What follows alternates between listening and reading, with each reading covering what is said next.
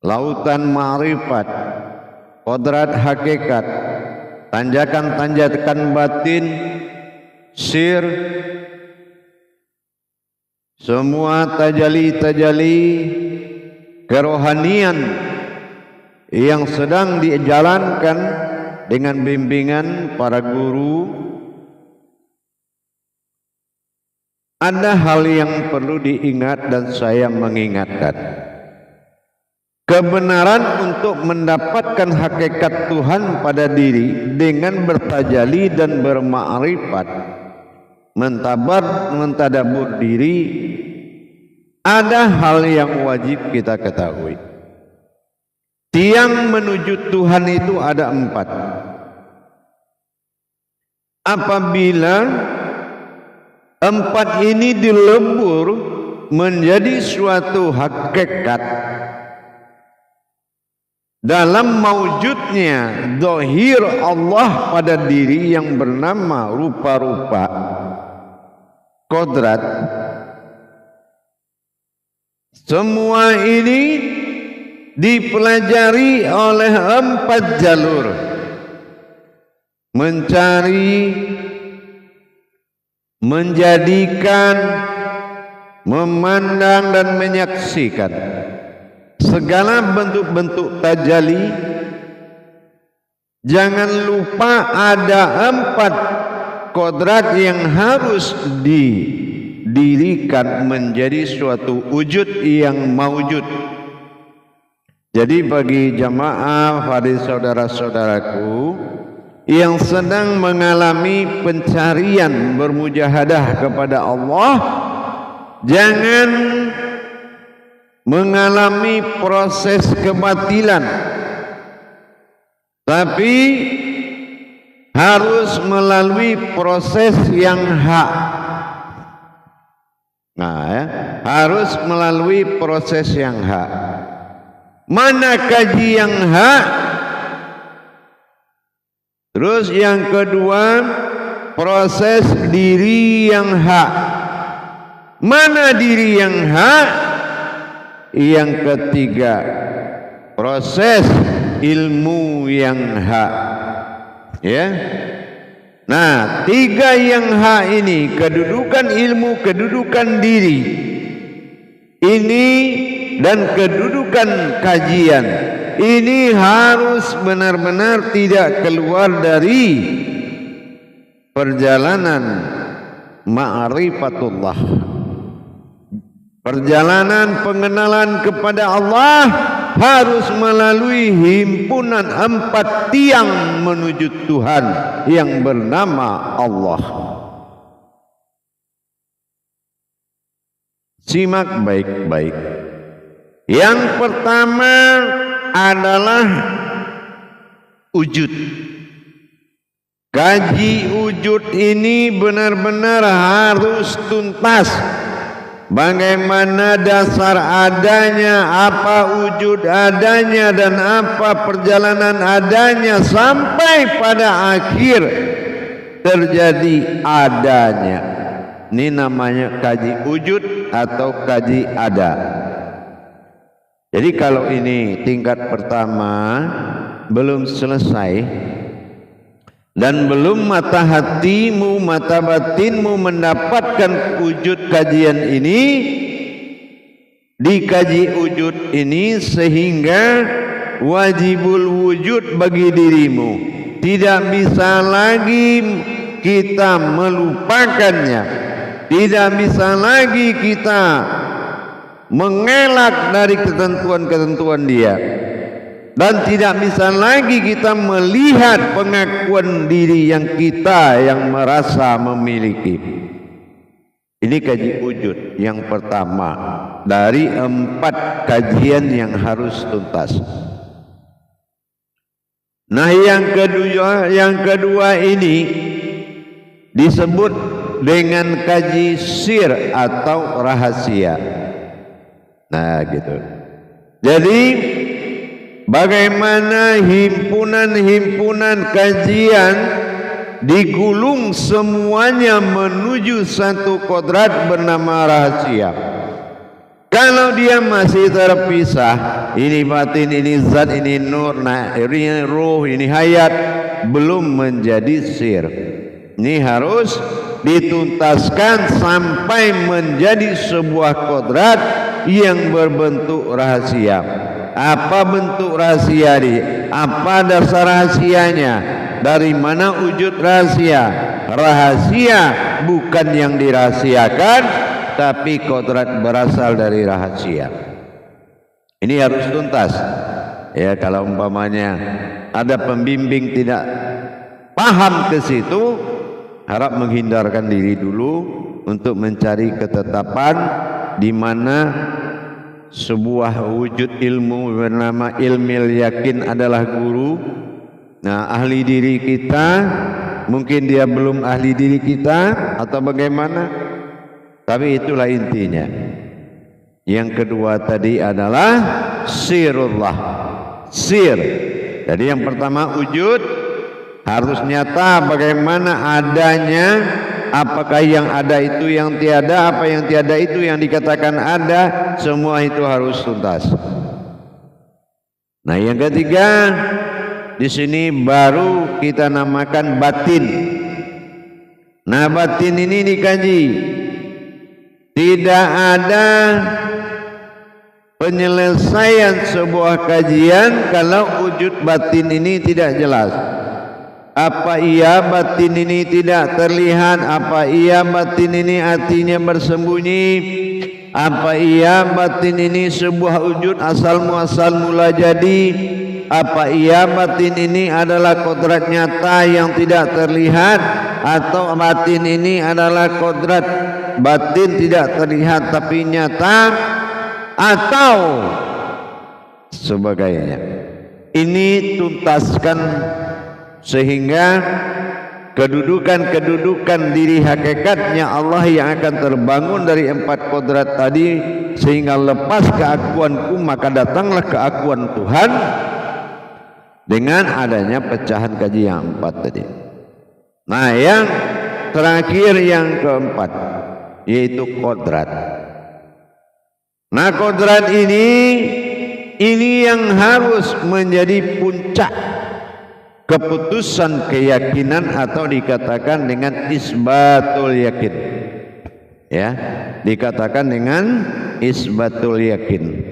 Kalau keputusan keyakinan itu sudah mutlak, tentu jadinya kodrat. Apa wujud kodrat? Dari 3 kodrat itu dihimpun menjadi 1, 4 kodrat dihimpun menjadi 1, dan apa wujud kodratnya itu? Nah, ini harus jelas lapisan-lapisan hakikat yang wajib kita terima pemahamannya untuk menuju filter syahadat. Karena tanpa disaring oleh syahadat, maka keyakinan manusia ini ya seenaknya perutnya aja. Di mana ilmu jadi, di situ yakin pun jadi. Nah, harusnya tidak begitu. Menetapkan keyakinan itu ada dasar-dasarnya. Bukan kepastian terjadi sesuatu itu sudah yakin. Bukan. Nah, tetapi nyata bagi dirimu tapi bukan kamu, nah itu baru keyakinan. Nah, ini juga harus kita paham. Allazina yuqinun, diwajibkan kepada kamu mendirikan keyakinan. Nah, jadi gitu ya. Jadi kodrat, nah ini adalah yang keempat dari wujud batin, dari wujud.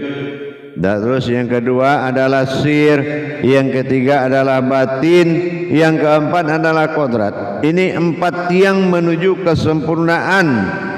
Ya, 4 tiang menandakan kaji itu sempurna apabila sudah menjadi kalimatul haq, lebur kalimat lahir hayat, lebur kodrat lahir hayat. Jadi kalau sudah benar-benar kita mendapatkan 4 perkara menjadi tiang bertauhid kepadanya, maka harus dipelajari 4 perkara tadi. Jadi saya namakan ini namanya tiang ilmu, tiang tauhid, ya, tiang tauhid.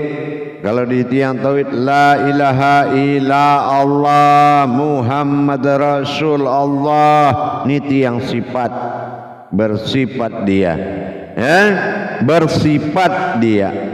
Nah gitu. Jadi jangan dilihat sifatnya, tapi bersifat dia, dan sifat dia itu akan mengeluarkan atau memperlihatkan suatu wujud yang nyata. Nah jadi yang awal 4 tiang yang harus didirikan dalam rangka mendirikan hakikat Allah pada diri harus benar-benar dinyatakan sampai pada masa tauhid, tafrid, tajrid, masa berhubungan dengan nyata, masa mengalami dengan nyata, masa mendirikan dengan nyata. Jadi bukan hanya sebagai pengakuan, ya. Syahadat itu adalah filter. Semua amalan baik syariat, hakikat, tarikat, ma'rifat itu keluarnya dari syahadat. Kalau memang guru bijak, guru berwahyu, guru berkaromah, guru berilham, beliau akan mampu menerangkan perkara amalan baik hakikat, tersirat dan tarekatnya bisa dikeluarkan dari syahadat. Tapi kalau diambil tidak dari syahadat, berarti itu dari jiping namanya. Jiping itu kaji kuping, entah didengar di mana, dikumpulkan orang, kita jadi guru, kita ajarkan. Ingat, guru ini tauhid, ilahiyah, jembatan, wasilah.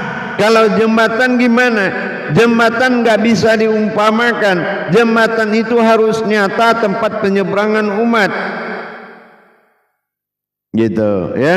Jembatan itu harus nyata tempat penyeberangan umat menuju illallah, menuju kepada Allah. Pembentangan diri seorang wali Allah menjadi titian siratal mustaqim bagi ibadah rohaninya. Harus nyata dan sangat jelas. Yang kedua, syahadah ahad. Bersyahadat menyatukan, syahadah langsung, ahad menjadi satu, bukan kepada yang satu. Kalau menyatukan kepada yang satu, itu namanya syirik, masih bersentuhan. Sedangkan laisa kamislihi min syai'un, tidak ada yang setara dengannya. Bagaimana bisa berdampingan? Bukan berdekatan atau mendekatkan, tapi menyatu kepadanya. Kenapa? Karena manusia adalah wujudullah yang dirinya anaul haq, la ilaha illallah, anaul haq, akulah diri, la ilaha illallah, yang nyata bernama kalimatul haq Muhammad Rasul Allah. Nah ini perjalanan mata hakikatnya harus jelas. Jadi jangan terlena di dalam belajar, karena pelajaran pengenalan ma'rifatullah itu berawal dari mendirikan dan melebur sampai menjadikan dan terjadi 4 kodrat yang harus diselesaikan, ya. 4 kodrat yang harus dituntaskan. Nah dengan demikian kajian itu baru benar, ya. Kajian itu baru benar. Kalau kodrat Allah bilangan 4 jatuh pada alam, bilangan 3 jatuh kepada kodrat, bilangan 2 jatuh kepada wujud, ya kan? Nah disinilah jelang dan kodrat bilangan 1 jatuh kepada sir atau rahasianya. Jadi dengan kita memahami 4 perkara tadi, baik dari sisi wujud, sir, rahasia, batin, wujudnya, dan kodrat adalah maujudnya.